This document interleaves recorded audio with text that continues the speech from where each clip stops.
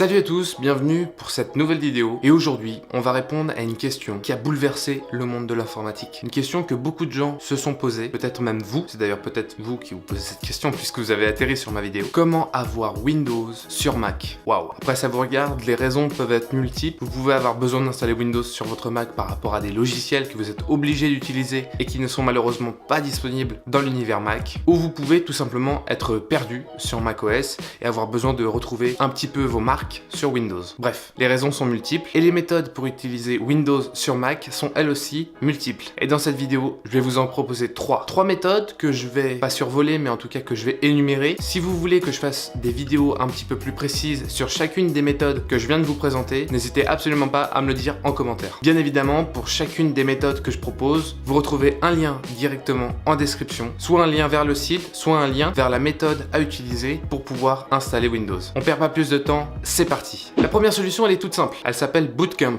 On va dire que c'est la solution officielle d'Apple. Bootcamp, ça consiste en quoi? Vous allez installer ce qu'on appelle une image de Windows, c'est-à-dire en gros Windows en lui-même, Windows brut. Vous allez l'installer en suivant la méthode bien évidemment que j'ai laissée en description et vous allez avoir en réalité deux partitions. Une partition Mac et une partition Windows. Vous pourrez choisir de démarrer soit sur Windows, soit sur Mac au démarrage de votre Mac. Alors selon moi, les points positifs d'utiliser Bootcamp sont les suivants. Toute la puissance de votre Mac est disponible pour Windows. Vous comprendrez pourquoi quand je vais vous parler des autres méthodes, mais en tout cas voilà, toute la puissance est pour Windows. C'est parfaitement gratuit. Vous téléchargez l'image de Windows, c'est gratuit. Vous pouvez ensuite utiliser Windows sans problème. Et c'est pas trop compliqué à mettre en place. On switch directement dans les points négatifs. Pas trop compliqué, mais quand même, des erreurs subsistent. Moi j'ai voulu l'installer à plusieurs reprises. Ça m'a mis des messages d'erreurs un peu inexplicables que j'essaie de trouver sur différents forums. Bref, j'ai un petit peu abandonné cette solution. Mais voilà, donc des soucis d'installation peuvent subsister. Et malgré tout, c'est une version de Windows pas totalement complète. Vous pourrez l'utiliser de manière totalement normale, mais lorsque vous voudrez aller plus en profondeur dans les réglages de Windows, vous pourrez pas le faire. Il faudra acheter ce qu'on appelle la licence Windows, donc une petite clé avec des petits numéros, bref, vous connaissez, que vous allez quand même payer pratiquement 150 €. Oui, la licence Windows, ça coûte. Et ensuite, vous pourrez utiliser complètement Windows. Bon, après, avec la version non complète, on peut faire quand même pas mal de choses, donc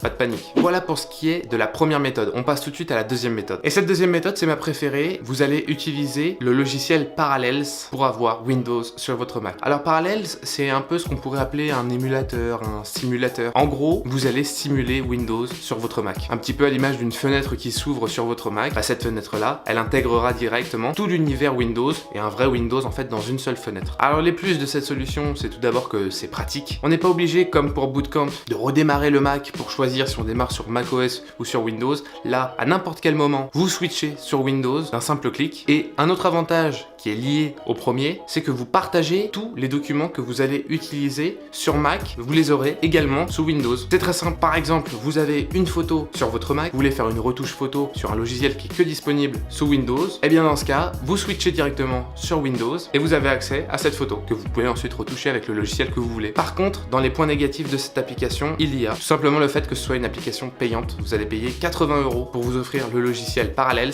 Bon, je vous rassure, c'est un achat unique, pas d'abonnement. Le fait que ça simule Windows, ça peut justement utiliser une partie, voire peut-être même une grosse partie de la puissance de votre Mac. Ça utilisera beaucoup le CPU et ça utilisera aussi un petit peu de RAM. Donc voilà, faites attention, il vaut mieux avoir un Mac pas trop vieux. Et pareil que pour Bootcamp, vous n'aurez accès qu'à une version de Windows non complète. Donc là encore, il faudra vous offrir la licence pour avoir le Windows complet. Et voilà, on arrive déjà à la dernière méthode que je vous conseille. On va dire que c'est la méthode la plus haut de gamme, c'est le Shadow PC. Alors le Shadow PC, ça consiste en quoi? C'est ce que l'on appelle dans le jargon informatique du cloud computing. C'est-à-dire que vous allez avoir un ordinateur ultra puissant avec Windows sur un serveur et vous pourrez accéder à ce Windows, à cet ordinateur, directement par le biais de votre connexion internet. En réalité, votre ordinateur sous Windows est dans les serveurs de Shadow et vous accédez à ces serveurs. C'est aussi simple que ça. Les points positifs, selon moi, de cette méthode sont les suivants. Vous avez accès à une très grosse puissance, un ordinateur vraiment très puissant, aussi bien au niveau de la performance brute que de la performance graphique, donc ça peut être sympa pour faire autre chose que de la bureautique, du jeu vidéo par exemple. Cette fois-ci, vous avez Windows mais en version complète, pas besoin de vous offrir la licence, toujours 150 € d'économiser. Et puis c'est très pratique, un petit peu à l'image de Parallels, vous lancez une application et en fait, votre Windows s'ouvre et vous y accédez sans souci. Bon, il y a d'autres points positifs, mais là voilà, on s'attarde vraiment sur Windows et pas sur le service complet de Shadow. Je ferai peut-être une vidéo